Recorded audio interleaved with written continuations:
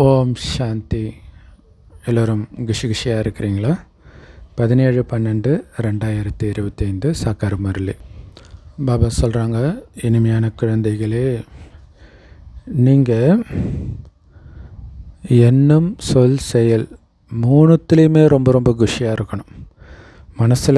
மெயினாக மனசில் குஷியாக இருந்தால் தானாகவே வார்த்தையில், முகத்தில், செயல் எல்லாம் தெரியும் இல்லையா? ஸோ அதனால் மூணுத்துலேயும் ரொம்ப ரொம்ப குஷியாக இருக்கணும். அதே மாதிரி எல்லோரையும் குஷிப்படுத்தணும். யாருக்குமே துக்கம் கொடுக்கக்கூடாது. அவங்க துக்கம் கொடுத்தாலும் துக்கம் கொடுக்கக்கூடாது. ஸோ அது நம்மளுடைய குஷி பாபா கிட்டேருந்து வருது, சுற்றி இருக்கிறவங்க கிட்டேருந்து வரல. அதுதான் விஷயம்.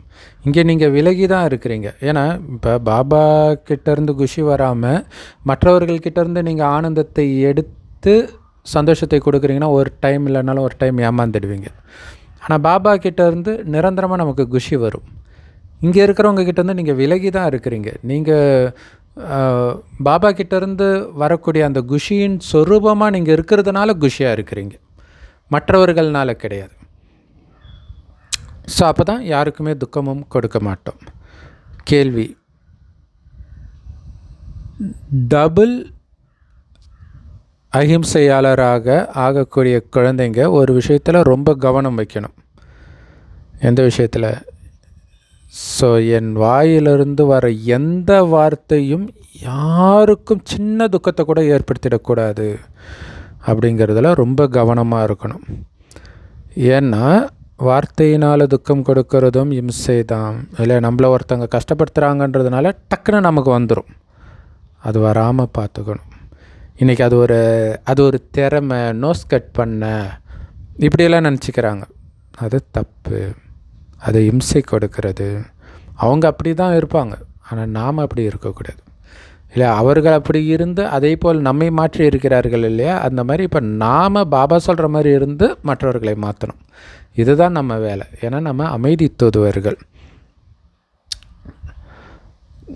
ஸோ அதனால் என்னுடைய ஒரு வார்த்தை கூட யாரையும் காயப்படுத்திடக்கூடாதுன்றதில் ரொம்ப கவனம் வைக்கணும்.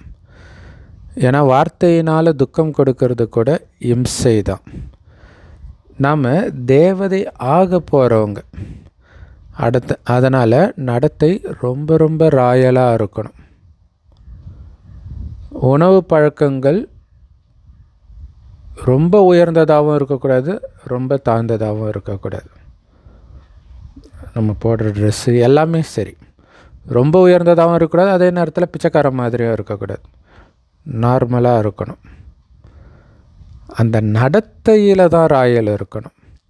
நான் உணவை ராயலாக சாப்பிட்றேன்னு காஸ்ட்லியாக சாப்பிட்றது கிடையாது, காஸ்ட்லியான ட்ரெஸ்ஸு போடுறது கிடையாது. ஆனால் நடத்தை ராயலாக இருக்கணும். பாடல்: பலவீனமானவருடன் பலசாலியின் சண்டை. ஓம் சாந்தி. ஆக்சுவலாக பாபா சொல்கிறது என்னென்னா, பலசாலியாக இருக்கிறவங்க கிட்ட பலசாலியாகி மாயா சண்டை போடுன்னுவார். இங்கே பலவீனமானவருடன் இருக்குது.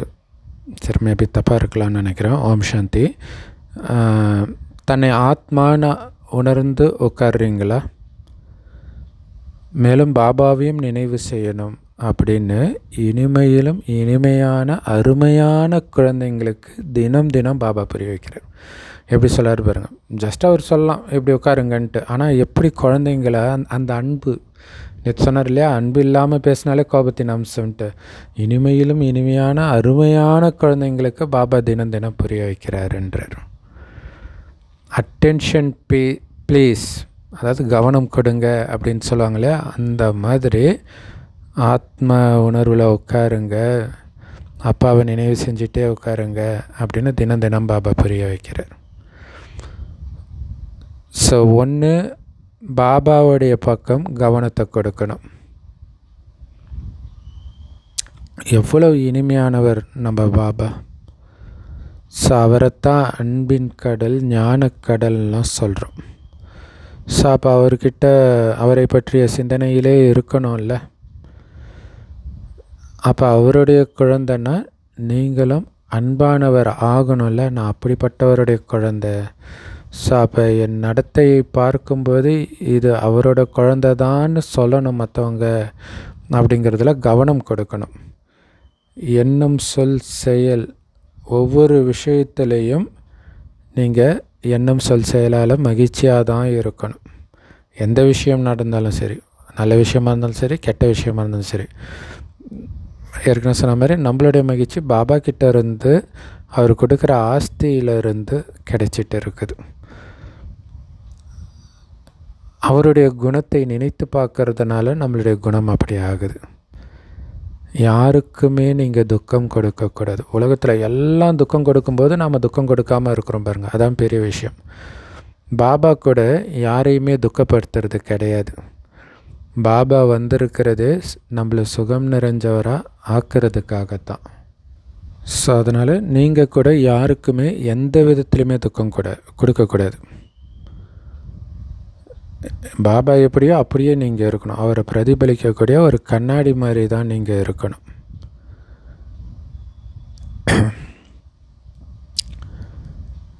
ஸோ துக்கம் கொடுக்குற மாதிரி எந்த செயலும் செய்யக்கூடாது. இங்கே துக்கன்றது 5 விகாரத்தையும் குறிக்கும், அதை புரிஞ்சுக்கணும். காமத்தை தோன்ற மாதிரி நடந்துக்கிறதும் துக்கம் கொடுக்கறது தான். ஸோ மனசின் அளவில் கூட வரக்கூடாது, துக்கம் கொடுக்குற எண்ணம் கூட வரக்கூடாது. அவன் நல்லா இருக்கக்கூடாதுன்ற எண்ணம் கூட வரக்கூடாது. முயற்சி பண்ணிக்கிட்டே இருங்க.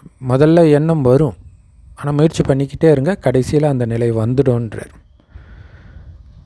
கொஞ்சம் நெஞ்சம், ஆனால் முயற்சி பண்ணால் தான் வரும், தானாக வந்துடாது. இன்னொன்று, கடைசி நேரம்னா எப்போ? நமக்கு எப்போ கடைசி நேரன்றது தான். உலகத்துக்கு எப்போ கடைசி நேரம் இல்லை. நம்ம கடைசி நேரம் எப்போ வேணாலும் வரும், அதை புரிஞ்சுக்கணும். நீங்கள் பக்காவாயிட்டிங்கன்னா இப்போவே கடைசி நேரம் தான், டக்குன்னு ஆத்மா பறந்து போயிடும். ஸோ கொஞ்சம் நெஞ்சம் கர்மேந்திரியங்கள் மூலம் ஏதாவது தப்பு நடந்துக்கிட்டு தான் இருக்குது இப்போ. ஸோ அந்த தப்பையும் நீங்கள் திருத்தணுன்றதில் கவனம் கொடுத்துக்கிட்டே இருக்கணும். அதுக்கு உங்களை ஆத்மானு உணர்ந்து இருக்கணும். மற்றவர்களையும் சகோதர ஆத்மானு பார்க்கணும். பிறகு யாருக்குமே துக்கம் கொடுக்க மாட்டீங்க இல்லையா? எல்லாம் சகோதர ஆத்மா, என் அப்பாவுடைய குழந்தை. Love you Baba. இன்னொரு விஷயம் என்னென்னா, நான் நல்லா இருக்கிறதுக்கான பலன் பாபா கொடுக்குறார். மற்றவர்கள் எப்படி இருந்தாலும் அதற்கான பலனும் பாபா தான் கொடுக்க போகிறார். அது பாபாவுக்கும் அவங்களுக்கும் உள்ள கணக்கு. நான் நல்லா நடந்துக்கிறது காரணம் பாபா எனக்கு, நான் பாபாவை வெளிப்படுத்தணும். பாபா கிட்டேருந்து எனக்கு ஆஸ்தி கிடைக்கிது, இதில் தான் கவனம் கொடுக்கணுமே தவிர மற்றவங்க துக்கம் கொடுத்தாங்களே நான் ஏன், அவங்களுக்கும் உங்களுக்கும் கணக்கே கிடையாது. அப்போ ஏன் அதை பற்றி பார்க்குறீங்க? அதை அவங்க நடிக்கிறாங்க. ஸோ இதை ஆழமாக புரிஞ்சிக்கிறதுல தான் இருக்குது. புரிஞ்சு உணர்ந்து இருக்கணும் எப்போவுமே. ஸோ இதில் கவனம் கொடுக்கறதுல தான் இருக்குது. பாபா நம்மளை எப்படி ஆக்குறாருன்னு நினச்சாலே மெய்சில் இருக்குது இல்லையா? ஸோ அப்போ உங்களை ஆத்மான்னு உணர்ந்து மற்றவர்களும் அந்த அன்போட, வெறும் ஆத்மான்னு பார்க்கறதில்ல, என்னோட சகோதர ஆத்மா அப்படின்னு பார்த்தீங்கன்னா யாருக்கும் துக்கம் கொடுக்கவே மாட்டீங்கன்றார். என்னோட சகோதர ஆத்மா, இயேசு சொல்கிற மாதிரி, பாவம் அவங்க என்ன பண்ணுறாங்கன்னு அவங்களுக்கே தெரியலையே, அந்த கருணை தான் இருக்கும். சரீரத்தையே பார்க்கலன்னா எப்படி துக்கம் கொடுப்பீங்க இல்லையா? ஒளியை தான் பார்க்குறீங்க, அப்போ எப்படி துக்கம் கொடுப்பீங்க? நானும் ஒளியாக இருக்கிறேன், அந்த ஆத்மாவும் ஒளியாக இருக்கிறாங்க. மற்றபடி நான் சொர்க்கத்துக்கு போயிட்டு இருக்கிறேன்ற சந்தோஷத்தில் இருக்கிறீங்களே தவிர அவங்க என்ன பேசுகிறாங்கன்றதில் உங்களுக்கு கவனம் இருக்காது. அல்லது சாரம் மட்டும், நாம் எந்த அளவுக்கு பதில் சொல்லணுமோ அந்த சாரம் மட்டும் எடுத்துக்கும். அந்த ஆத்மா கோபமாக இருக்குது, அப்போ நான் அமைதியெல்லாம் கொடுக்கணும், அதில் கவனம் இருக்கணும். அப்போ நான் அமைதி தூதுவன்றது ஞாபகம் இருக்கணும். அவங்க பேசுகிறதில் அதை மறந்துடக்கூடாது. இதில் தான் மறைமுகமான உழைப்பு இருக்குது, இந்த விழிப்புணர்வில் இருக்கிறதுக்கு. இது ஃபுல்லாக புத்தியோடைய வேலை. இப்போ நீங்கள் தங்கம் மாதிரி உங்களுடைய புத்தி மாறிட்டு இருக்குது இல்லையா? ஸோ அப்பழுக்கற்ற சொக்க தங்கமாக மாறிட்டு இருக்கிறீங்க. என்ன பண்ணாலும் அதில் அழுக்கு கண்டுபிடிக்க முடியல இல்லை? மற்றவர்கள் துக்கம் கொடுக்கும்போது நமக்கும் அந்த கோபம் வருதுன்னா அழுக்கு இருக்குதுன்னு அர்த்தம். அப்பயும் கண்டுபிடிக்க முடியல, கோபத்தோடைய அம்சம் கூட இல்லை, அப்படி ஆகணும். அதுதான் தங்க புத்தின்றது. ஸோ ஏன்னா சொர்க்கத்தில் அப்படித்தானே இருந்தீங்க தங்க புத்தியோட, அதனால தான் அவ்வளோ சுகத்தை பார்த்தீங்க. இப்போ அந்த இடத்துக்கு போகிறதுக்கு உங்களை நீங்கள் தயார்படுத்திக்கிறதுக்கு தான் தங்க புத்தியுடையவராக பாபா மாற சொல்கிறார். நீங்கள் தானே சுகதாமத்துக்கு அதிபதியாக இருந்தீங்க, வேறு யாராவது இருந்தாங்களா? நீங்கள் தான் இருந்தீங்க. அப்போ மறுபடியும் அதே இடத்துக்கு போக போகிறீங்க, உங்கள் இடத்துக்கு போக போகிறீங்க. அப்போ இருந்த அதே புத்தியை எடுத்துகிட்டு வாங்க. இது துக்கதாமம் தான் இல்லையா? அவர்கள் துக்கம்தான் கொடுப்பாங்க, ஆனால் நாம் கொடுக்கக்கூடாது. இதில் தான் கவனம் இருக்கணும். இதை ஞாபகம் வச்சுக்கிறது ரொம்ப ஈஸி தானே. அந்த சாந்தி தாமம் தான் நம்முடைய இனிமையான வீடு. அங்கேருந்து வந்திருக்கிறோம் இல்லை? பாபா குழந்தை ஆனவனே இறந்துட்டாலே என்ன ஆகிட்டோம்? அங்கே போயிட்டோம். அங்கேருந்து இங்கே வந்திருக்கிறோம். பாபா எப்படி ஒரு காரியத்துக்காக வந்திருக்காரோ அதே காரியத்துக்காக நாமளும் வந்திருக்கிறோம். ஞாபகம் இருக்கணும். அதனால் வேலை முடிச்சுட்டு டக்குன்னு அங்கே ஓடிடணுன்றார். அந்த நினைவு இருந்துக்கிட்டே இருக்கணும். நினைவுன்ற தூக்கில் தொங்குங்கன்றார் இல்லையா? அப்படி இருக்கணும். ஸோ பிறகு அங்கேருந்து பாகம் ஏற்று நடிக்கிறதுக்காக வந்திருக்கிறோம். 2500 வருடம் துக்கத்தின் பாகத்தை தானே நடிச்சிங்க. இப்போ சுகதாமத்துக்கு போகணும்ல, அப்போ சுகத்தின் பாகத்தை நடிங்க. ஏன்னா சொர்க்கத்தில் எல்லாமே சுகத்தை தான் கொடுக்க போகுது. ஆனால் துக்கம் நிரம்பிய இந்த உலகத்தில் எல்லாம் சுகம் தேவை. அவங்களுக்கு சுகத்தை கொடுங்க. அதனால் ஒருத்தர் சகோதரர்னு உணரணும். ஒரு ஆத்மா இன்னொரு ஆத்மாவுக்கு துக்கம் கொடுக்க முடியாது இல்லையா? வெறும் ஒலிப்புள்ளி எப்படி துக்கம் கொடுக்கும்ன்றார். அதுக்கு தான் பாபா சொல்கிறார், மேலே எந்த நினைவும் இல்லாமல் ஆழ்ந்த அமைதியில் இருப்பீங்க, அங்கே தான் வெறும் ஆத்மாவாக இருப்பீங்க. அப்படி தானே இப்போவும் உணர சொல்கிறாரு.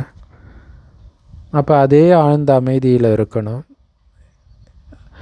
உங்களை ஒலியாக உணர்ந்தாலும் உங்களுக்கு அமைதி தான் வரும், பிறரை ஒலியாக பார்த்தாலும் உங்களுக்கு அமைதி தான் வரும். அப்போ எப்படி துக்கம் கொடுக்க முடியும்? அது இல்லாமல் அது சகோதர ஆத்மா வேறு. உங்களை ஆத்மான்னு உணர்ந்து ஆத்மாவோடு பேசுங்க. ஆத்மா தான் அதோடைய பீடமாகிய பூர்வ மத்தியில் உட்காந்துட்டு இருக்குது. இந்த பிரம்மா பாபாவுடைய நெத்தி கூட சிவபாபாவுடைய ரதம் தானே இல்லை? பிரம்மா பாபா சிவபாபாவுடைய ரதம், சிவபாபாவுடைய பீடம் பிரம்மா பாபாவுடைய நெத்தி. பெண் குழந்தைங்க சொல்கிறாங்க, நாங்கள் சிவபாபாவுடைய ரதத்தை அலங்கரிக்கிறோம், சிவபாபாவுடைய ரதத்துக்கு உணவு ஊட்டுறோம் அப்படின்ட்டு. அப்படி இருந்தால் தான் சிவபாபா ஞாபகம் இருப்பார். நாங்கள் பிரம்மா பாபாவுக்கு ஊட்டுறோம், பிரம்மா பாபாவுக்கு அலங்கரிக்கிறோன்னா எப்படி சிவபாபா ஞாபகம் இருப்பார் இல்லையா? அப்போ சாப்பிடும் பொழுது சிவபாபாவுக்கு உடம்பு கிடையாது இல்லையா? அப்போ பிரம்மா பாபா உடம்புல வர வச்சு சிவபாபாவுக்கு ஊட்டுறோம், பிரம்மா பாபாவுக்கு கிடையாது. ஸோ அதுக்கு தான் பாபா இந்த உதாரணம் சொல்லுவார். இறந்தவர்களை வர வச்சு பிராமணர்கள் உடம்புல ஊட்டும் பொழுது பிராமணனுக்கு ஊட்டுற ஞாபகம் இருக்காது, இறந்தவர்களுக்கு ஊட்டுறன்ற ஞாபகம் தான் இருக்கும். அந்த மாதிரி உங்களுக்கு சிவபாபாவுடைய ஞாபகம் தான் இருக்கணுன்றார். ஏன்னா அவர் தான் கல்யாணக்காரி தந்தையாக இருக்கிறார். நான் பஞ்ச தத்துவங்களுக்கும் நன்மை செய்கிறேன்றார் பாபா. இல்லை, அனைத்து ஆத்மாக்களுக்கும் பஞ்ச தத்துவத்துக்குமே நன்மை செய்கிறார். அதனால தான் அங்கே பஞ்ச தத்துவம் கூட துக்கம் கொடுக்காது சொர்க்கத்தில். அதனால் பஞ்ச தத்துவத்தினால் ஆனது தானே எல்லா பொருளும், எந்த பொருளும் கஷ்டம் கொடுக்காது. இங்கே பஞ்ச தத்துவமே துக்கப்பட்டு இருக்குது. அதனால்தான் அதனால் உருவான அனைத்து பொருள்களும் நமக்கு துக்கத்தை கொடுக்குது. பாருங்கள், இங்கே சில சமயம் புயல் அடிக்குது, சில சமயம் அப்படி ஒரு குளிர், சில சமயம் பயங்கரமான வெயில், பயங்கரமான மழை, ஏதாவது ஒன்று ஆகிட்டு இருக்குது, நிலநடுக்கம், எரிமலை வெடிக்குது. அங்கேயோ எப்போவுமே வசந்த காலம்தான், துக்கத்தின் பேரே இருக்காது. அதனால தான் அது பேரே சொர்க்கம். பாபா உங்களை அந்த சொர்க்கத்துக்கு அதிபதி ஆக்கிறதுக்காக வந்திருக்கிறார். உயர்ந்ததிலும் உயர்ந்த பகவான் உயர்ந்ததிலும் உயர்ந்த இடத்துக்கு தானே அழைச்சிட்டு போவார், உயர்ந்ததிலும் உயர்ந்த பதவியைத்தானே கொடுப்பார். அப்போ அவர் கொடுக்குற அந்த உயர்ந்ததிலும் உயர்ந்த வழியைத்தானே நம்ம ஃபாலோ பண்ணணும். உயர்ந்ததிலும் உயர்ந்த தந்தை, உயர்ந்ததிலும் உயர்ந்த சுப்ரீம் ஆசிரியரும் அவர் தான். ஸோ அதனால் கண்டிப்பாக நம்மளை உயர்ந்ததிலும் உயர்ந்தவராக தான் ஆக்குவார். அந்த மாதிரி வழியைத்தான் கொடுப்பார். நீங்கள் தானே லக்ஷ்மி நாராயணனா இருந்தீங்க, ஆனால் இப்போ மறந்துட்டீங்க. அதை ஞாபகப்படுத்துகிறார் பாபா. ரிஷி முனிவர்கள்கிட்ட படைப்பு கர்த்தாவை பற்றி தெரியுமா, படைப்பை பற்றி தெரியுமா அப்படின்னு கேட்டிங்கன்னா தெரியாதுன்னு தான் சொன்னாங்க இதுக்கு முன்னாடியெல்லாம். இப்போ ஏதாவது இஷ்டத்துக்கு வளர ஆரம்பிச்சிட்டாங்க. ஸோ அப்போ ரிஷி முனிவர்கள்கிட்டேயே இந்த ஞானம் இல்லைன்னும் பொழுது எப்படி இந்த ஞானம் பரம்பரையாக நடக்க முடியும்? இன்னொன்று, கிருஷ்ணர்கிட்டேயே இந்த ஞானம் இருக்காது. முதல்ல வந்தவர்கிட்டே இல்லாத ஞானம் பிறகு எப்படி வரும்? அதனால் இந்த ஞானத்தை நான் தான் இப்போ தான் உங்களுக்கு கொடுக்குறேன்னு பாபா சொல்கிறார். அதன் மூலமாக தான் உங்களுக்கு சத்கதி கிடைக்கிது. சத்கதி கிடைச்ச பிறகு இந்த ஞானம் உங்களுக்கு தேவை கிடையாது. அதனால தான் சொர்க்கத்தில் இந்த ஞானம் கொடுக்க பாபா வர்றது கிடையாது. ஏன்னா அங்கே ஒருபோதும் துர்கதியே இருக்காது. துர்கதியில் இருக்கிறவங்கள காப்பாற்றுறதுக்கு தானே இந்த ஞானம். சத்தியுகத்துக்கு பேரே சத்கதி. இங்கே தான் எல்லோரும் துர்கதியில் இருக்கிறாங்க. ஆனால் நாம் துர்கதியில் இருக்கிறோன்னு கூட யாரும் உணர்றது கிடையாது. அந்த துர்கதியிலிருந்து காப்பாற்றுறதுக்கு வர்றதுனால தான் பாபாவை லிபரேட்டர், கைட், படகோட்டி அப்படின்னு சொல்கிறாங்க. துக்கத்திலேருந்து விடுவிப்பவர் லிபரேட்டர், சொர்க்கத்துக்கு போகிறதுக்கான வழியை காட்டுற கைட். ஸோ சங்கமயுகன்ற படகுல ஏற்றி நம்மளை சத்தியுகத்துக்கு அழைச்சிட்டு போகிறதுனால அவர் படகோட்டி. இந்த விகார கடல்லிருந்து எல்லாருடைய படகையும் கரை சேர்க்கிறார். ஸோ அந்த சொர்க்கத்துக்கு பார்க்கடல்னு சொல்கிறாங்க. அதனால தான் விஷ்ணுவை பார்க்கடலில் இருக்கிறதா காட்டுறாங்க. அதோடைய அர்த்தம் அவர் சொர்க்கத்தில் இருக்கிறாருன்னு அர்த்தம். மற்றபடி பார்க்கடலில் பள்ளி கொண்ட பரந்தாமன்னு சொல்கிறதெல்லாம் பக்தி மார்க்கத்தின் பாட்டு. ஸோ பெரிய பெரிய குளங்களில் விஷ்ணுவோடைய பெரிய சிலையை வச்சு அதில் பாலெல்லாம் ஊற்றி வைக்கிறாங்க. நேபாளில் அந்த மாதிரி ஒரு இடம் இருக்குது. ஸோ முழு உலகத்தின் மீதும் நீங்கள் தான் ஆட்சி செஞ்சீங்கன்னு பாபா புரிய வைக்கிறார். அநேக முறை மாயைக்கிட்ட தோத்தும் இருக்கிறீங்க, அநேக முறை மாயைக்கிட்ட ஜெயிச்சும் இருக்கிறீங்க. ஜெயிச்சு சொர்க்கத்துக்கு போனீங்க, தோற்று நரகத்துக்கு வந்தீங்க. ஸோ அதில் உங்களை மிகவும் வீழ்த்தக்கூடிய மாயை மகா எதிரி இந்த காமம்தான். அதன் மீது வெற்றி அடைகிறதன் மூலமாக தான் உலகத்தையே வென்றவர் ஆகிறீங்கன்னு பாபா சொல்கிறார். அதனால தான் இந்த காமம்ன்ற எதிரிகிட்ட ரொம்ப எச்சரிக்கையாக இருக்கணும், உங்களை பாதுகாத்துக்கணும். ஸ்லைட்டாக சின்ன போதை கூட வர விட்டுறாதீங்கன்றார். விழ வச்சிடும், ஸ்லைட்டாக வந்தாலே விழ வச்சிடும். ஸோ அப்படி சின்ன போதை கூட கிட்ட நெருங்க விடாமல் பார்த்துக்கிறதுனால தான் உலகத்தின் அதிபதி ஆகிறீங்க. அப்போ எவ்வளவு குஷி நிரம்பியவர் ஆகணும் நீங்கள். மற்றபடி நீங்கள் தாராளமாக குடும்பத்தில் இருங்க, குடும்பத்தை பார்த்துக்கோங்க. ஆனாலும் தாமரை மலர் மாதிரி விலகி தூய்மையாக இருங்க புத்தியினால். ஒரு பாபாவுடைய நினைவுலேயே அவரோடவே வாழ்ந்துட்டு இருந்த தானாகவே எல்லாத்துலேருந்தும் விலகி இருப்பீங்க. இப்போ முள்ளிலிருந்து மலராக ஆகிட்டு இருக்கிறீங்க. இந்த உலகமே ஃபாரஸ்ட் ஆஃப் தாட்ஸ், முட்களின் காடுன்னு சொல்லப்படுது. நமக்கு தெரியுது எங்கே பார்த்தாலும் துக்கம்தான் அப்படின்ட்டு. ஒருத்தருக்கு ஒருத்தர் எவ்வளவு துக்கம் கொடுக்குறாங்க, கொலை கூட பண்ணுறாங்க. கோபம் வந்துடுச்சுன்னா, கோபம் வந்தாலும் கொலை பண்ணுறாங்க, பேராசையினாலேயும் கொலை பண்ணுறாங்க. ஸோ அதனால் இந்த உலகத்துக்கும் நமக்கும் எந்த சம்மந்தமும் கிடையாது. நீங்கள் வானப்பிரஸ்த நிலையில் இருக்கிறீங்க இல்லையா? அந்த குடும்பத்தை விட்டு காட்டுக்கு போவாங்க வானப்பிரஸ்த நிலையில், பக்தி மார்க்கத்தில்.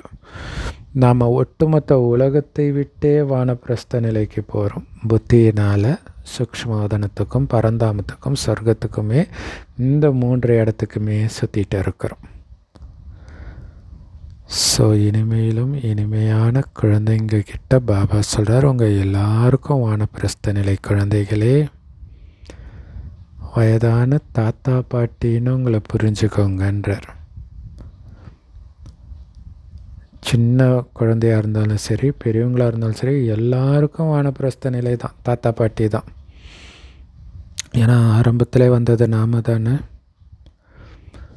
சத்தத்தை கடந்த நிலைக்கு போகிறதுக்காகத்தான் படிக்கிறோம். அந்த பரந்தாமத்துக்கு போகிறதுக்காக படிக்கிறோம், தெரியுமில்ல? அதுதானே நம்முடைய லட்சியம். இப்போ சத்தம் நிரம்பிய உலகத்தில் என்ன நடந்தால் உங்களுக்கு என்ன? நீங்கள் பாட்டுக்கு மேலே வந்துடுங்க. சிவனேன்னு நான் இருந்தேன்றாங்க இல்லையா? அப்படி சிவன் இருக்கிற இடத்துக்கே வந்துடுங்க. அழைச்சிட்டு போகிறதுக்குத்தான் உங்களுக்கு சத்குரு ரூபத்தில் பாபா கிடச்சிருக்கிறார். எல்லோரையும் வானப்பிரஸ்தத்தில் அழைச்சிட்டு போவார். அதற்கான ஞானத்தை கொடுக்கிற இந்த பிரம்மகுமாரி சென்டருக்கு பேர் தான் யூனிவர்சிட்டி. பாபா சொல்கிறாருன்னா அது பகவானுடைய வாக்கு தானே. கடவுள் தானே நமக்கு அப்பாவாக வந்து பேசுகிறாரு, டீச்சராகி ஞானத்தை கொடுக்குறாரு. நான் உங்களுக்கு இந்த ராஜயோகத்தை கற்றுக் கொடுத்து ராஜாக்களுக்கெல்லாம் மேலான ராஜாவாக்குறேன். யார் பூஜைக்குரிய ராஜாவாக இருந்தாங்களோ அவர்களே பிறகு பூஜாரி ராஜாக்களாக மாறிடுறாங்க துவாபர யுகத்திலிருந்து. ஸோ பூஜைக்குரிய ராஜா ஆகணும்னா தூய்மை ஆகணும்.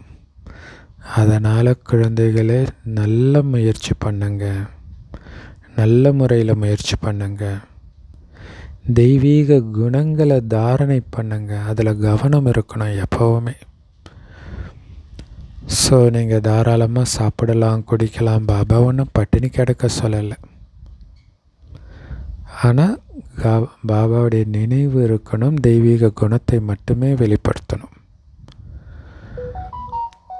ஸோ ஸ்ரீநாத், துவாரகா இங்கெல்லாம் போய் பாருங்களாம். அங்கே நெய்யினால் தயாரிக்கப்பட்ட பொருட்கள் நிறைய கிடைக்கிது. நெய் கிணறே உருவாக்கி இருக்கிறாங்களாம். ஸோ நெய் கிணறுனா அவ்வளோ நெய் ஸ்டோர் பண்ணி வச்சுருப்பாங்கன்னு நினைக்கிறேன். ஆனாலும் அதை சாப்பிட்றது யார்? பூஜாரி தான் சாப்பிட்றாங்க. ஸ்ரீநாத்தையும் சரி ஜெகநாத்தையும் சரி 2 பேருமே கருப்பாக ஆக்கி வச்சிருக்கிறாங்க. அதுவும் ஜெகநாத் கோயிலில், ஜெகநாத்புரியில் தேவதைகளுடைய ஆபாசமான சிலைகளை உருவாக்கி இருக்கிறாங்க. ஸோ அது கலியுகத்தை குறிக்குது. அதனால தான் அங்கே சாதத்தை கூட அண்டாவில் சமைக்கிறாங்க. அங்கே சாதம் தான் பிரசாதமே, வெறும் சாதம், வெள்ளை சாதம். ஸோ அப்போ எல்லாத்தையும் இழந்து வெறும் சாப்பாடு சாப்பிட்ற நிலை இப்போ கலியுகத்தின் இறுதியில் இருக்குது எல்லாருக்கும். ஸோ அண்டாவில் சமைக்கிறாங்க. அது வெந்த உடனே 4 பாகமாக ஆகிடுமோ. இது ஆச்சரியமாக இருக்குது இல்லையா? சாதத்தை மட்டும்தான் அங்கே சாமிக்கு படைப்பாங்க. ஏன்? ஏன்னா உங்களுடைய நினைவு சின்னம் தானே. நீங்கள் இப்போ சாதாரணமாக தானே இருக்கிறீங்க, நல்ல விதமாக சாப்பிட்டுட்டு இருக்கிறீங்களா?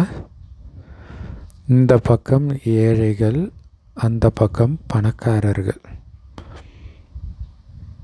இப்போ பாருங்கள் இல்லையா, பெரும்பான்மையானவர்கள் ஏழைகள், கொஞ்சம் பேர் பணக்காரங்க இருக்கிறாங்க. எவ்வளவு ஏழையாக இருக்கிறாங்க. இப்போ சாப்பிட்றதுக்கும் குடிக்கிறதுக்கும் கூட எதுவும் கிடைக்கிறது இல்லை. ஆனால் சத்தியுகத்தில் எல்லாமே இருக்கும்.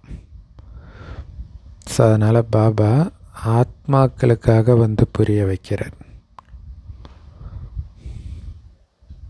சிவபாபா மிக மிக இனிமையானவர், நிராகாரமானவர். ஸோ ஆத்மாவுக்கு தான் அன்பு கொடுக்குறோம், ஆத்மாவை தான் கூப்பிடுறோம். இல்லையா, ஒருத்தரை வாங்கன்னு கூப்பிட்றீங்கன்னா உடம்பு கிடையாது, ஆத்மாவை தான் கூப்பிடுறோம். அதே மாதிரி ஒருத்தருக்கு அன்பு செய்கிறீங்கன்னா உடம்புக்கு கிடையாது, ஆத்மாவுக்கு தான். இல்லை, இறந்த பிணத்துக்கு யாராவது போய் அன்பு செய்கிறாங்களா? அப்போ அங்கே மரியாதை எல்லாமே ஆத்மாவுக்கு தான்.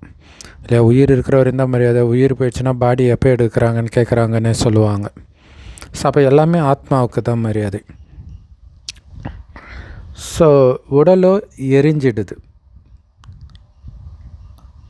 ஸோ அப்போ இறந்த பிறகு யார் மேலே அன்பு வச்சு கூப்பிட்றாங்க? ஆத்மாவை தானே கூப்பிட்றாங்க. ஸோ அப்போ நீங்கள் உடம்பு கிடையாது, ஆத்மான்னு புரிய வைக்கிறதுக்காக பாபா நிகழ்காலத்தில் நடக்கக்கூடிய பக்தி மார்க்கத்தின் விஷயத்தை வச்சே புரிய வைக்கிறார் பாருங்கள். அதே மாதிரி இறந்துட்டாங்கன்னா ஜோதி ஏற்றுறாங்க தலைமாட்டில். ஸோ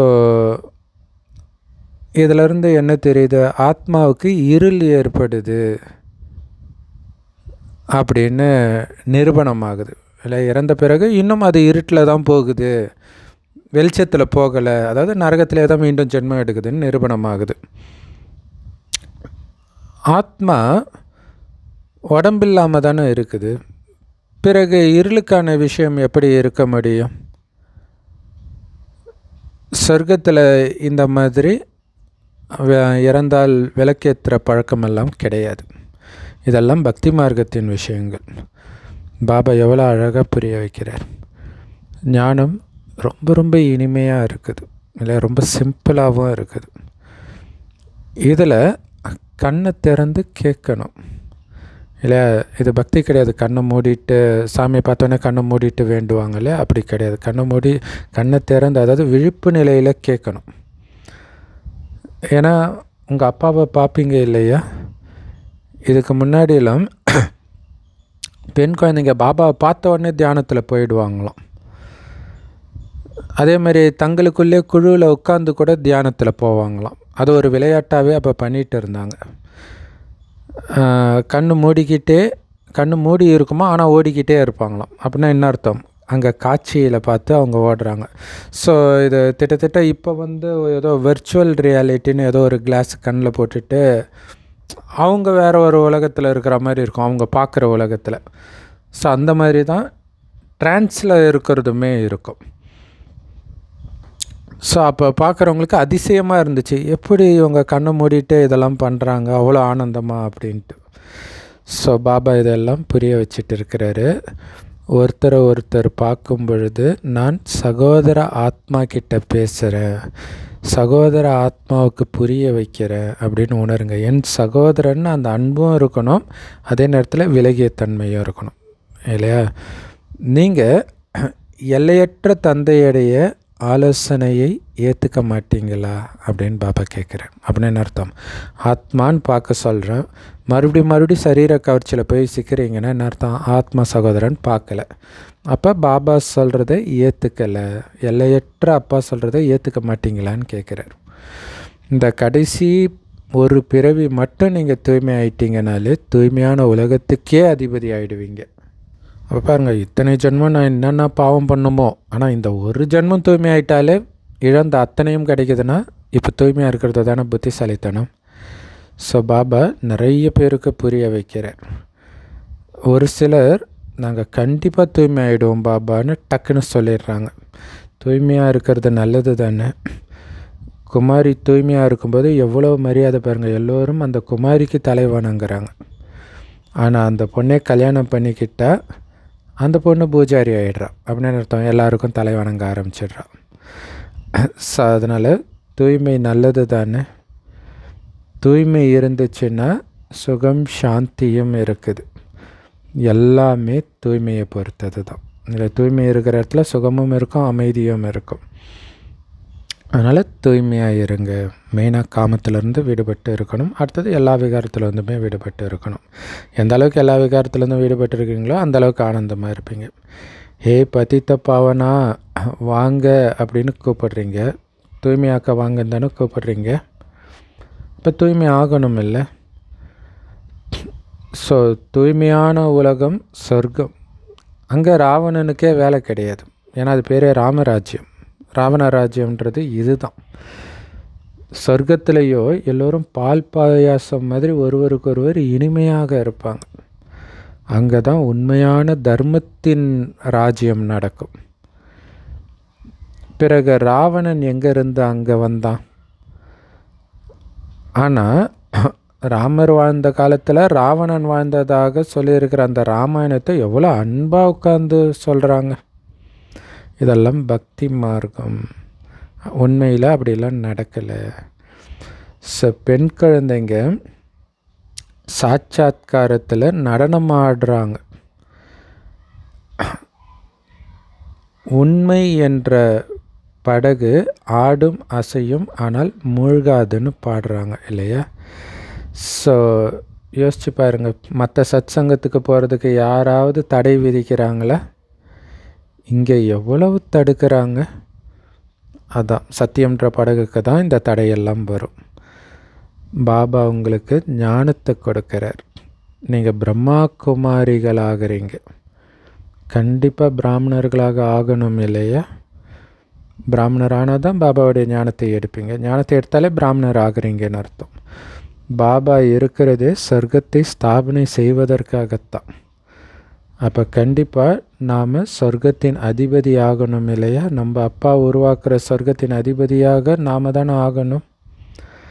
நாம் எதுக்கு இந்த நரகத்தில் விழுந்து கிடக்கணும்? இதுக்கு முன்னாடி பூஜாரியாக இருந்தோம் அப்படின்னு இப்போ நம்ம புரிஞ்சுக்கிட்டோம். இப்போ மறுபடியும் 21 ஜென்மங்களுக்கு பூஜைக்குரியவர்களாக ஆகிறோம். 63 பிறவிகள் பூஜாரி ஆனோம். இப்போ மீண்டும் நாம் பூஜைக்குரியவர்களாக சொர்க்கத்தின் அதிபதியாக ஆவோம். ஏன்னா இந்த ஞானமே நரன்லேருந்து நாராயணன் ஆகிறதுக்கான ஞானம்.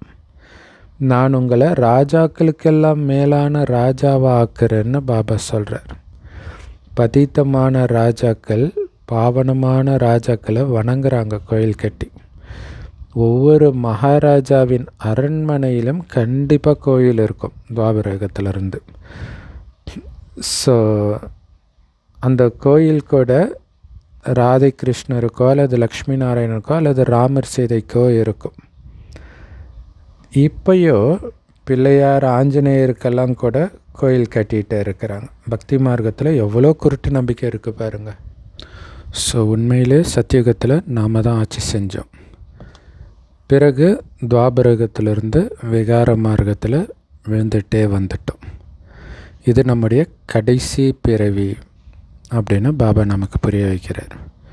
இனிமையிலும் இனிமையான குழந்தைகளே, முதல்ல நீங்கள் சொர்க்கத்தில் தான் இருந்தீங்க. பிறகு இறங்கி இறங்கி பாருங்கள், படு பாதாளத்தில் வந்து விழுந்து கிடக்குறீங்க. ஆனால் நாம் உச்சத்தில் இருந்தோம், மிக உயர்ந்தவர்களாக இருந்தோம். மீண்டும் நம்மளை பாபா மிக உயர்ந்தவர்களாக மாற்றுறாரு அப்படின்னு சொல்கிறோம். ஒவ்வொரு 5000 வருஷத்துக்கு பிறகும் பாபா கிட்ட ஞானத்தை படித்து நாம் உயர்ந்தவர்களாக ஆகிறோம். ஸோ இதுக்கு தான் உலக சரித்திர பூகோளம் திரும்ப நடக்குது அப்படின்னு சொல்கிறோம். நான் குழந்தைகளாகி உங்களை உலகத்துக்கே அதிபதி ஆக்குறேன்னு பாபா சொல்கிறார். முழு உலகத்துலேயும் உங்கள் ராஜ்யம் மட்டும்தான் இருக்கும். அப்போ உலகத்துக்கே அதிபதி தானே? இல்லை இன்றைக்கி அப்படியே இருக்குது. அமெரிக்கா அப்படி இருக்கணும்னு ஆசைப்படுது. அதனால் என்னென்னமோ கேவலமான அரசியல்லாம் பண்ணுது. ஒவ்வொரு நாட்டுக்கு இடையில் சண்டையை மூட்டி பிரித்து இந்த மாதிரிலாம் பண்ணுது. ஆனால் அதால் ஒன்றும் வெற்றி அடைய முடியல. அதுக்கு எதிராக பாதி உலகம் இருக்குது. ஆனால் சொர்க்கத்தில் அப்படி கிடையாது. பாதி உலகம் இல்லை, ஒட்டுமொத்த உலகமும் அதுக்கு எதிராக தான் இருக்குது, அமெரிக்கா உட்பட. ஆனால் சொர்க்கத்தில் முழு உலகமும் நம்ம ராஜ்யத்தில் இருக்கும். அன்பான ராஜ்யம். யாருமே அபகரிக்கணுன்னோ எதிர்க்கணுன்னோ நினைக்க மாட்டாங்க. ஸோ அந்த மாதிரி ராஜ்யத்தை நீங்கள் கொடுக்குறீங்க. அப்படின்னு பாட்டில் கூட இருக்குது. அந்த மாதிரி ராஜ்யத்தை பாபா கொடுக்குறாரு நமக்கு, யாராலையும் அபகரிக்க முடியாத ராஜ்யத்தை, அவ்வளோ வலிமையான ராஜ்யத்தை. ஆனால் இன்றைக்கி பாருங்கள் எத்தனை பிரிவினைகள், தண்ணிக்காக சண்டை, மண்ணுக்காக சண்டை இல்லையா, பார்டர் பிரச்சனை தான் எல்லா நாட்டிலையும் நடந்துகிட்டு இருக்குது. அதேமாதிரி அவங்கவுங்களுடைய மாநிலங்களை பராமரிச்சுக்கிட்டே இருக்கிறாங்க. ஏதாவது ஒன்று தப்பாக போயிடுச்சு, ஒரு இயற்கை சீற்றம் வந்துச்சு, அதை சரியாக கவனிக்கலை அப்படின்னா இளைஞர்கள் கலால் அடிக்க ஆரம்பிச்சிடுறாங்க. ஸோ நவயுக இளைஞர்கள் வலிமைக்கவர்களாகி பாரதத்தை காப்பாங்கன்னு அவங்க நினைக்கிறாங்க. அதனால தான் அவங்களுடைய அந்த பைல்வான் தன்மையை காட்டிக்கிட்டே இருக்கிறாங்க. பாருங்கள் உலகத்துடைய நிலைமை இன்றைக்கி எப்படி ஆயிடுச்சு, ராவண ராஜ்யம் இல்லையா. ஸோ சண்டை போட்டு அமைதியை உருவாக்க முடியுமா? அப்படி பிரிவினை பண்ணி தலைவர்கள் ஆன பிறகு அவர்களுக்கு எதிராக அதே மாதிரியே ஒரு குழு வரும். ஸோ இப்போ நேபாள், பங்களாதேஷ் இந்த மாதிரி இடங்கள்லாம் இப்படி தான் நடந்திருக்குது.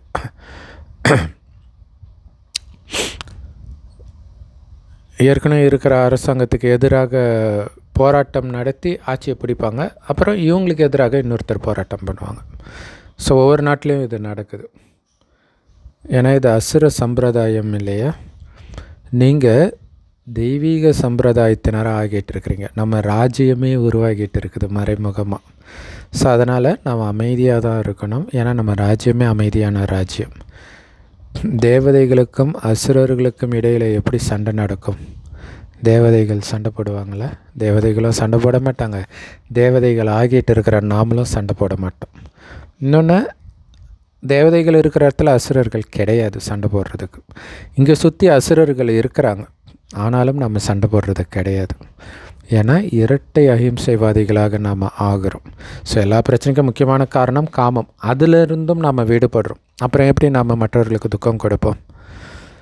ஸோ தேவதைகளை இரட்டை அஹிம்சையாளர்கள்னு சொல்கிறாங்க.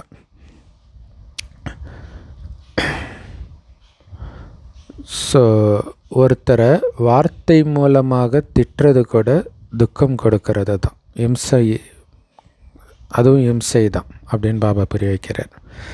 நீங்கள் தேவதை ஆகிறீங்க, அது ஞாபகம் இருக்கணும். ஸோ அதனால் ஒவ்வொரு விஷயத்திலும் நீங்கள் தேவதைன்ற அந்த ராயல் தன்மை இருக்கணும், இல்லை ராஜ கம்பீரம், அந்த அன்பு, அந்த தெய்வீகத்தன்மை இருக்கணும். உணவு பழக்கங்கள் ரொம்ப உயர்ந்ததாகவும் இருக்கக்கூடாது, ரொம்ப தாழ்ந்ததாகவும் இருக்கக்கூடாது, தூய்மையாக இருக்கணும், ஒரே சீரானதாக இருக்கணும்.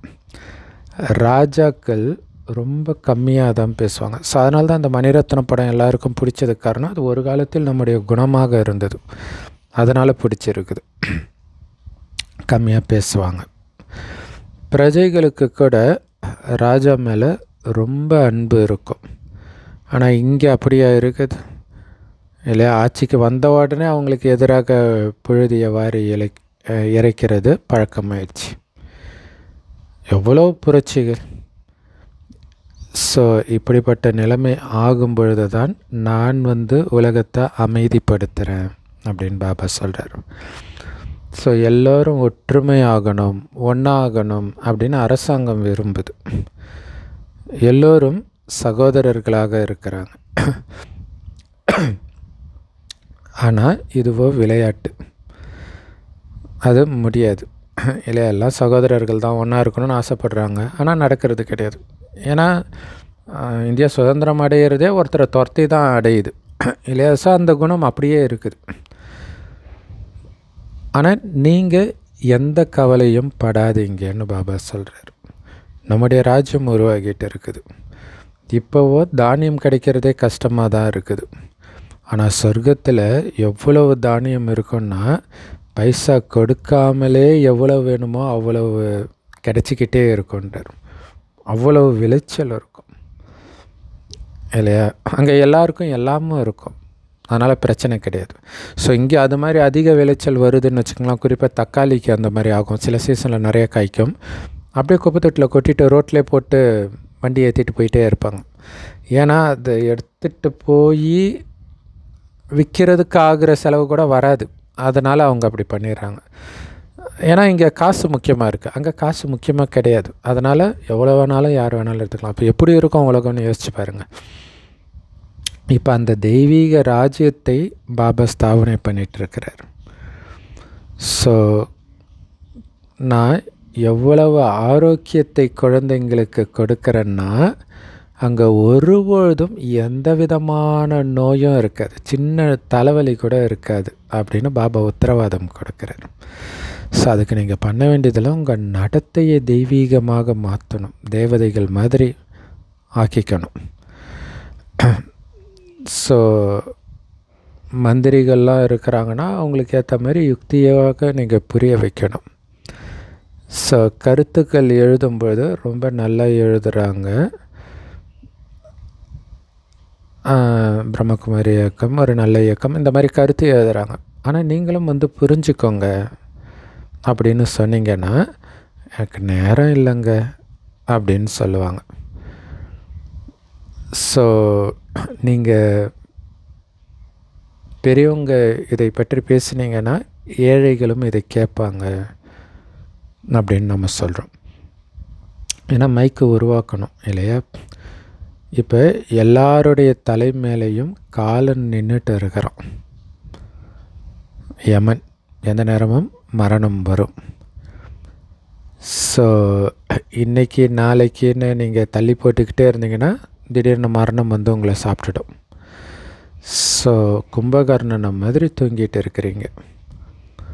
குழந்தைங்களுக்கு இந்த ஞானத்தை மற்றவர்களுக்கு புரிய வைக்கிறதுல ரொம்ப ஆனந்தம் ஏற்படுது. இந்த படங்களை எல்லாம் பாபா தான் தயாரிச்சிருக்கிறார். பிரம்மா பாபாவுக்கு இந்த ஞானம் இருந்ததா என்ன அவர் தயாரிக்கிறதுக்கு?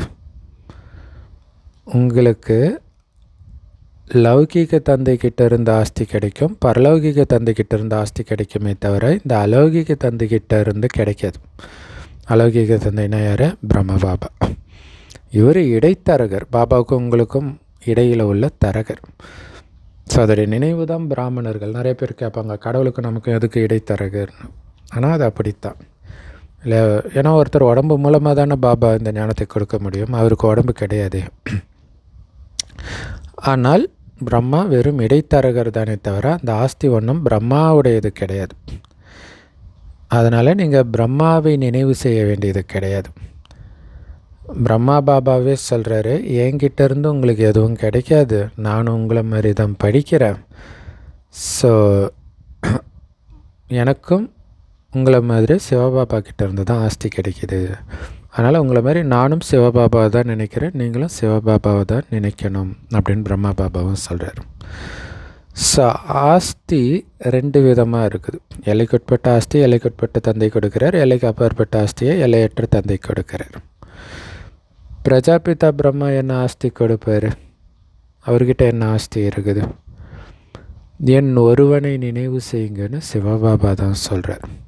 இந்த பிரம்மாவோ என்னுடைய ரதம், அதனால் நீங்கள் ரதத்தை நினைவு செய்ய வேண்டியதில்லை. உயர்ந்ததிலும் உயர்ந்த பகவான்னு சொல்லப்படுது. அந்த பகவான் தந்தை ஆத்மாக்களுக்கு புரிய வைக்கிறார். ஆத்மா தான் எல்லாமே பண்ணுது.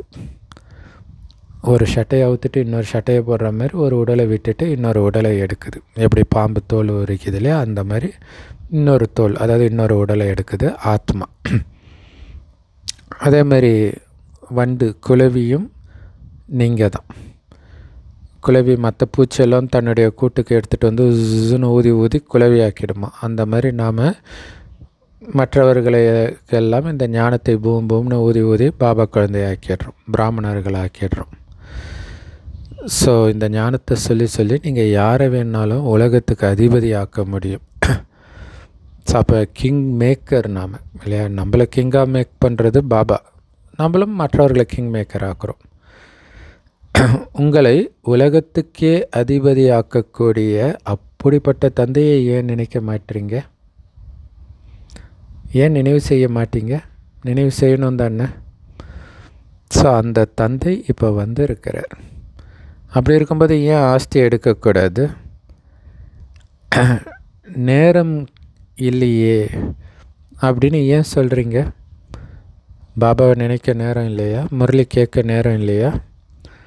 நல்ல நல்ல குழந்தையாக இருந்தால் ஒரு நொடியில் புரிஞ்சுக்குவாங்க. மனிதர்கள் லக்ஷ்மியை பூஜை பண்ணுறாங்க. லக்ஷ்மி கிட்டேருந்து என்ன கிடைக்கிது, அம்பாள் கிட்டேருந்து, அதாவது அம்மன் கிட்டேருந்து என்ன கிடைக்கிது அப்படின்னு நமக்கு தான் தெரியும்.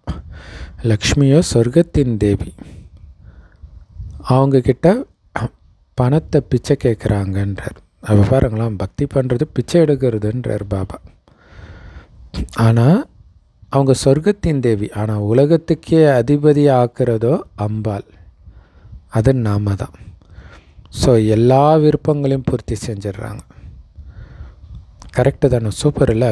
பணக்காரங்க கிட்ட பணம் கேட்போம், ஆனால் அம்மனோ உங்களை பணக்காரராக ஆக்குறாங்க. பணக்காரர்கிட்ட பணத்தை வாங்கி நீங்கள் பணக்காரர் ஆகிட முடியாது. பிச்சை எடுக்கிறவங்க பணக்காரர் ஆகிடுவாங்களா என்ன? கிடையாது. ஆனால் உங்களையே பணக்காரராக மாற்றுறாங்க அம்பாள், அம்மன், நாம தான். ஸோ ஸ்ரீமத் மூலமாக உங்களுடைய எல்லா விருப்பங்களும் நிறைவேறிடுது. நல்லது. அதை தான் மனோ விருப்பங்களை நிறைவேற்றுபவளே அப்படின்னு அம்பாஜி கோயிலில் குஜராத்தில் போட்டிருக்கும். ஸோ அற்புதமான முரளி கொடுத்த அன்பான தாய் தந்தை பாப்தாதாவுக்கு அன்பு நினைவுகள் மற்றும் காலை வணக்கம். பாபா சொல்கிறாங்க, இந்த கர்மேந்திரியங்கள் மூலமாக எந்த தப்பும் நடந்துடக்கூடாது அப்படின்னா உங்களை ஆத்மான்ற நினைவை உறுதிப்படுத்திக்கிட்டே இருக்கணும். உடல் நினச்சாதான் துக்கம் கொடுப்பீங்க, தப்பு பண்ணுவீங்க. ஆத்மா ஒளிப்புலி என்ன தப்பு பண்ணும்? சரீரத்தையே பார்க்கக்கூடாது. ஒரு தந்தையின் பக்கம்தான் கவனம் போகணும். இப்போ வானப்பிரஸ்த நிலை நம்ம எல்லோருக்கும். அதனால் சத்தத்தை கடந்து செல்வதற்கான முயற்சி பண்ணணும். கண்டிப்பாக தூய்மையாகணும். தூய்மை ஆக்கிறதுக்காக சத்தியத்தை போதிக்கிற பாபாவை கையை கெட்டியாக பிடிச்சிக்கணும். ஆனால் உண்மைன்ற படகு கண்டிப்பாக ஆடும் அசையும், ஆனால் மூழ்காது அப்படிங்கிறது புத்தியில் இருக்கணும். அதனால் நமக்கு தடை வரதான் செய்யும், அதை கண்டு பயப்படக்கூடாது. ஏன்னா நம்ம படகு மூழ்காது, கண்டிப்பாக கரை சேரும், பார்க்கடலை சேரும், சொர்க்கத்தை சேரும். வரதானம்: டிராமாவின் ஞானத்தின் மூலம் அசையாத ஸ்திதியை அமைத்து கொள்ளக்கூடிய இயற்கையை வென்று மாயை வென்றவர் ஆகுங்கள். ஸோ நாடகம் நடந்ததே நடக்கும், அது நன்மை செய்யக்கூடிய நாடகம். இந்த ஞானம் சதா மைண்டில் இருந்துச்சுன்னா என்னானாலும் நம்ம கவலைப்பட மாட்டோம். ஸோ அப்படி இருந்தால் தான் இயற்கை வென்றவராக மாயை வென்றவராக ஆக முடியும் அப்படின்னு சொல்கிறார் பாபா. இதுக்கு விளக்கம்: இயற்கை மூலமாகவோ மாயா மூலமாகவோ எப்படிப்பட்ட சோதனை தாள் வேணாலும் வரட்டும், ஆனால் நீங்கள் குழம்பக்கூடாது. அந்த சோதனைக்கான விடை என்ன தெரியுமா? குழம்பாமல் சிரித்த முகத்தோடு விலகி சாட்சியாக பார்க்குறது தான். என்ன தான் நடக்கட்டும்னு ஒரு பாட்டு கூட வரும் இல்லையா? அப்படி இருக்கணும். அது அப்படியே நம்ம ஞானம், அந்த லைன் இல்லையா? இருட்டினில் நீதி மறையிட்டுமே தன்னாலே வெளிவரும் கலங்காதே, என் தலைவன் இருக்கிறான் மயங்காதே. ஸோ தலைவன் மட்டும் இல்லை, நாடகமே நமக்கு நன்மை தான் இல்லையா? ஸோ இங்கே எந்த அளவுக்கு டார்ச்சர் பண்ணதோ அந்தளவுக்கு நீங்கள் அமைதியாக இருக்க உங்களுக்கு பொக்கிஷம் சேமிப்பாகுது. அதனால் குழம்பக்கூடாது. இது எதுக்கு வருது? என்னை ராஜாவாக்க, நாராயணன் ஆக்கிறதுக்காக வருது. அந்த போதை இருக்கணுமே தவிர இது ஏன் இப்படி நடந்துச்சு, இது என்ன இப்படி ஆச்சு, இந்த கேள்வியே வரக்கூடாது. கொஞ்சம் இந்த மாதிரி உங்கள் மனம் ஒரு கேள்வி வந்துடுச்சுன்னா, ஸ்லைட்டாக ஒரு பிரச்சனை உங்களை போராட வச்சிடுச்சுன்னா ஃபெயில் ஆகிடுவீங்க. அந்த மாதிரி கேள்வியே இருக்கக்கூடாது. என்ன ஆனாலும் சிரிச்சுக்கிட்டே இருக்கிறது தான் நம்மளுடைய வேலை. இந்த சாமி படத்தெல்லாம் பார்த்திங்கன்னா முருகன், கிருஷ்ணர் சிரிச்சுக்கிட்டே இருக்கிற மாதிரி இருக்கும். ஸோ அஞ்ஞானிகள் தான் படம் எடுக்கிறாங்க, ஆனால் எவ்வளோ கரெக்டாக எடுத்துருக்குறாங்க பாங்க. அதுதான் நம்ம ஞானத்தின் தாரணையே. ஸோ அதனால் என்ன நடந்தாலும் உள்ளுக்குள்ளேருந்து ஆஹா ட்ராமா, இனிமையான ட்ராமா, ஆஹா இதே தான் மைண்டில் இருக்கணுமே தவிர ஐயோ என்னாச்சோ தெரியலையே அப்படின்னு வந்துடவே கூடாது. இல்லை டக்குன்னு ஐயோ எதிர்காலம் என்ன ஆகாதான் பாபா ஆஹான்னு இருக்க சொல்கிறார், அவ்வளோதான். இது இருக்கணும். இது குடும்பத்தில் இருந்தாலும் இந்த கேள்வி வரும், சென்டரில் சரண்டர் ஆனாலும் வரும், நாளைக்கு என்ன ஆகுமோ தான், அதை பற்றியே கவலைப்படாதீங்க. அவ்வளோதான். எல்லாமே கரெக்டாக தான் இருக்கும். அந்த போதையில் இருக்கணும். அப்போ தான் மனம் தெளிவாக இருக்கும். கொஞ்சம் குழப்பம் வந்துடுச்சு, ஐயோ என்ன ஆயிடுச்சோன்னா மைண்டு குழம்பிடும். அப்புறம் தேவையில்லாத நெகட்டிவ் எண்ணெல்லாம் உருவாக்கி அதனால் உந்தப்பட்டு நீங்கள் செய்கிற செயல் தான் உங்களுக்கு பிரச்சனையாகிடும். ஸோ அதனால் நீங்கள் பாட்டுக்கு ஆஹா ட்ராமா ஆஹா, நான் வெறும் ஆத்மா ஒரு ஜோதி, அது மட்டும் சதா ஞாபகம் இருக்கணும். ஸோ அந்த மாதிரி ஸ்திதி மனநிலை இருக்கணும். ஸோ உங்களுடைய ஒரு எண்ணத்தில் கூட குழப்பம் இருக்கக்கூடாது, மனசுக்குள்ளே கூட குழப்பம் வரக்கூடாது. சதா ஆடாத அசையாத மனநிலை இருக்கணும். அப்போ தான் இயற்கையை வென்றவர் மாயையை வென்றவர் அப்படிங்கிற வரம் கிடைக்கும். சூப்பர் இல்லையா? இதுக்கு சிறந்த நடைமுறை உதாரணமாக ஜானகி தாதி ஒரு தடவை பண்ணாங்க. குல்ஜார் தாதி ரொம்ப சீரியஸாக இருக்கிறாங்க மும்பை ஹாஸ்பிட்டலில். அன்றைக்கி பாபா மீட்டு. ஸோ அப்போ படுத்துக்கிட்டே பேசுகிறாங்க தாதி, படுத்துட்டு தான் பேசுகிறாங்கன்னு நினைக்கிறேன், அல்லது கொஞ்சம் ஸ்லைட்டாக அந்த மாதிரி பேசுகிறாங்கன்னு நினைக்கிறேன். ஸோ ட்ரெஸ்ஸு கூட சும்மா அப்படி மேலே ஏதோ ஒரு துணி போட்டு மூடி இருக்கிறாங்க, அவ்வளோதான். எல்லாம் அப்படியே ஆட்டங்கன்றாங்க, என்னடா அது பாபா ரதத்துக்கே இப்படி ஆச்சேன்ட்டு சென்டரில் பார்க்கும்போது. அது முடிஞ்ச அதை அப்படியே லைவ் டெலிகாஸ்ட் பண்ணிட்டு அப்படியே மதுபனில் தாதி பேசுகிறாங்க, குல்ஜார் ஜானகி தாதி. ஆஹா ட்ராமா ஆஹா அப்படி சொல்கிறாங்க இல்லையா? அந்த தாரணை பாருங்கள் என்ன ஆகிடும்ன்ற. அப்போ எவ்வளோ தாரணை சொரூபமாக இருக்கிறவங்க அங்கே ஓடிட்டு இருக்கும்போது ஆஹா ட்ராமான்றதான் அவங்க மைண்டில் ஓடுது. அதை தான் இருக்கணும். என்ன ஆனாலும் சிரிச்சுக்கிட்டே இருக்கிறது தான் நம்ம வேலை. விஜிபி கோல்டன் பீச்சில் நம்ம நினைவாக ஒருத்தர் நிற்க வச்சுருக்குறாங்க பாங்க. என்ன ஆனாலும் அவர் சிரிக்காமல் இருக்கணும், நம்ம சிரிச்சிட்டு இருக்கணும், அவ்வளோதான் வித்தியாசம். சரி, அங்கே சிரிப்பு காட்டுவாங்க, அவர் சிரிக்காமல் இருக்கணும், எந்த எமோஷனும் இல்லாமல் இருக்கணும்னு நினைக்கிறேன். ஆனால் நம்ம சிரித்த முகம் மாறாமல் இருக்கணும் எந்த சூழ்நிலையிலையும். அதில் தான் இருக்குது எல்லாமே. பாபா கிடச்சிட்டாரு, நீ எதை என்கிட்டேருந்து பிரிக்க முடியுன்ற அந்த சந்தோஷம் உள்ளுக்குள்ளே ஓடிக்கிட்டே இருக்கணும் எதை இழந்தாலும். அப்போ உங்ககிட்ட அபகரிக்கிறவங்களே ஆச்சரியப்படுவாங்க, என்னடா நடக்குது அப்படின்ட்டு. சரி, லவ் யூ பாபா. சமவரதானம் இது. அப்போ தான் நீங்கள் இயற்கையை வென்றவர், மாயாவை வென்றவர். மாயாவை உங்கள் காலு கீழே வச்சுருக்கிறீங்கன்னு அர்த்தம். அந்த மாயேன்ற பாம்பு மேலே பள்ளிக்கொண்ட பெருமாள் படுத்துட்டு இருக்கிறார் பாருங்கள், அந்த மாதிரி மாயையே உங்களுடைய பெட்டாக்கிட்டீங்கன்னு அர்த்தம், உங்கள் அடிமையாக்கிட்டீங்கன்னு அர்த்தம். ஸ்லோகன்: இந்த மகிழ்ச்சியான செய்தியை சொல்லி மற்றவர்களை மகிழ்ச்சி படுத்துறீங்க பார்த்தீங்களா, இதுதான் இருக்கிறதுலே மிக உயர்ந்த காரியம், மிக உயர்ந்த சேவை. அவ்யக்த இஷாரா. சம்பனம் மற்றும் கர்மாதீத்த ஆகிறதுக்கான தீவிர பயிற்சி.